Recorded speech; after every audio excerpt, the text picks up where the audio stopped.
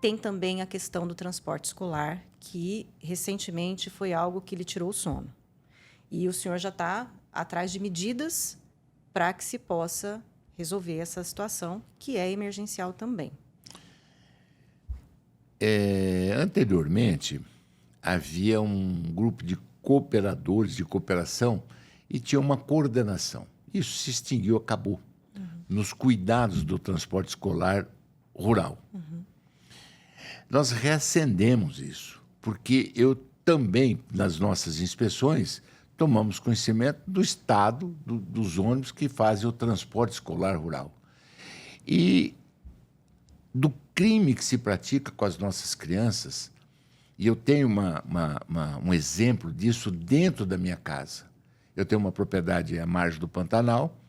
Essa propriedade, ela tem uma rodovia que interliga as outras propriedades. Então, todas as propriedades trazem as suas crianças.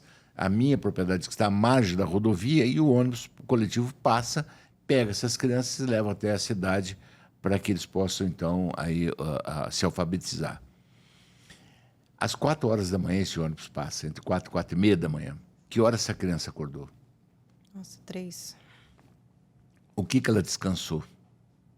Ela não dormiu. De que forma que ela se alimentou às 3, 4 horas da manhã? É muito difícil. Ela chega, esse transporte leva entre 2 horas e meia, 3 horas a chegar à cidade. Ela vai chegar lá e vai dormir na sala de aula. Ela não tem condição de assistir à aula. E qual é a condição desse ônibus que transporta essa criança? É precário, é desumano, são ônibus com os bancos rasgados. Se uma criança cortar um dedo, não há o primeiro socorro, não há absolutamente nada em se preocupar com a criança que está sendo transportada na responsabilidade da administração pública. Ela permanece 4 horas na escola e volta. Então, essa criança que acordou 3 e meia da manhã, ela retorna para sua casa e vai chegar lá em torno das 2 e meia da tarde. Quer dizer, ela esteve 11 horas dentro de um ônibus e dentro da sala de aula.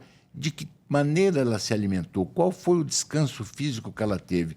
De que forma que você vai querer com que essa criança tenha a captação dos ensinamentos dos seus professores? Nós não podemos exigir dessa criança, no final do ano, certo? Aquilo que nós temos dos nossos filhos que estudam numa escola próxima, ok? Porque descansou, porque dormiu. Qual é a oportunidade dessa criança lá na frente? Nada. A responsabilidade dos seus pais nada mais é dizer: meu filho está indo para a escola. Porém, mal percebe que isto é uma tortura que está se fazendo com uma criança. Quem transporta esse ônibus? Tem um motorista. Alguém avaliou a vida desse motorista para saber se é possível entregar essa criança, levar ele da escola? Nós levantamos agora há poucos dias, num determinado município, um motorista que está respondendo um processo por abuso de criança. Como é que podemos?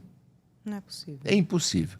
Então, esta parceria ela é bastante interessante. Está envolvida dentro disso Tribunal de Contas na sua coordenação, Secretaria de Educação, Secretaria de Segurança Pública, o DETRAN, a Polícia Rodoviária Estadual e a Polícia Rodoviária Federal, com outros órgãos também cooperadores para isto. Este jogo vai ser pesado a partir do início do ano. Eu, talvez, pessoalmente, em alguns dos municípios, quero me fazer presente para verificar o estado e as condições e qual é a linha feita por esses ônibus, quais são os horários e, não sei, nós temos que ouvir as ideias de pessoas que têm a especialização em educação. Eu acho que é uma coisa muito mais complexa que até que a primeira infância. Eu posso levar um sinal de internet a um distrito, diminuir a distância de transporte e colocar 2, 3 professores, o quanto for, a dar aula para essas crianças com sinal, tá certo, de algum sistema educacional, entendeu? Não sei. Eu conheço pouco disso, mas nós temos professores, nós temos a Secretaria de Educação que pode nos orientar muito bem nesse sentido. Ora, eu vou ter dificuldade porque um professor que fez um concurso, ele quer ficar lá na cidade, ele não quer ir até o distrito. É distante da cidade, é ficar longe da família, o conforto é diferente. A possibilidade da remuneração de quem se dispõe a dar aula desta forma, nesta localidade, é uma compensação financeira para que ele possa, então, oferecer os seus serviços, né, os seus conhecimentos na área da educação. Mas nós temos que diminuir a distância, nós temos que deixar dessa escravidão com a criança da zona rural, nós temos que oferecer uma condição melhor.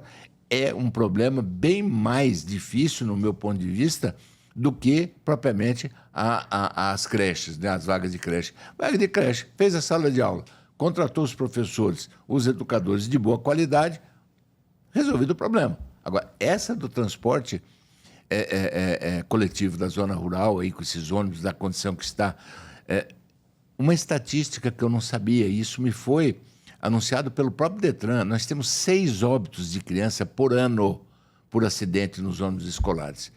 Isso é uma coisa que não dá para se admitir. Então, é mais um desafio do Tribunal de Contas.